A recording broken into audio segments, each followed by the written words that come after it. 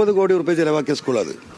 30 കോടി റുപ്യ നിലമ്പൂരിൽ ചെലവാക്കിയ 22 കോടി റുപ്യന്റെ ഗ്രൗണ്ടാണ്, ഇന്റർനാഷണൽ സ്റ്റേഡിയം, അതിന്റെ സ്വിമ്മിംഗ് പൂള്, അതിന്റെ ബാക്കിയുള്ള സൗകര്യങ്ങൾ. ഈ നിൽക്കുന്ന കെട്ടിടങ്ങൾ മുഴുവൻ പൊളിച്ച് പണിതാ BVNR. അത് മതി ഇവിടെ, അത് ഇവിടുത്തെ ജനങ്ങൾക്ക് അറിയും. ഇവിടെ മേസ്തിരി പണി എടുത്ത് നടക്കുകയായിരുന്നു. ഞാൻ മേസ്തിരി പണി അറിയുള്ളൂ. രാവിലെ തൊട്ട് വൈകുന്നേരം വരെ ഒരു ഓവാല ഉണ്ടാക്കണമെങ്കിൽ അതിനടിയിൽ പോയി നിൽക്കും BVNR. അവിടെ സിമെന്റ് ഉണ്ടോ, കമ്പിട്ടിട്ടുണ്ടോ നോക്കാൻ. ഒരു കോൺട്രാക്ടർമാരുടെ ഒരു കൊള്ളക്കും ഈ നാട്ടിലെ പൊതുസ്വത്ത് വിധേയമാകരുത് എന്ന് വിചാരിച്ച് നടന്നോനാ. അതിവിടെ നടക്കും, അത്രേ ഉള്ളൂ. അല്ല, മിണ്ടല്ലോ. ഞാൻ എന്താ പറഞ്ഞ ഷൗക്കത്ത് കെട്ടിപ്പിടിക്കരുത് എന്ന് പറഞ്ഞു. പുള്ളിയെ കെട്ടിപ്പിടിക്കുന്ന ആളാ. അത് ധൃതരാഷ്ട്രാലിംഗനമാണ്, മനസ്സിലായില്ലേ?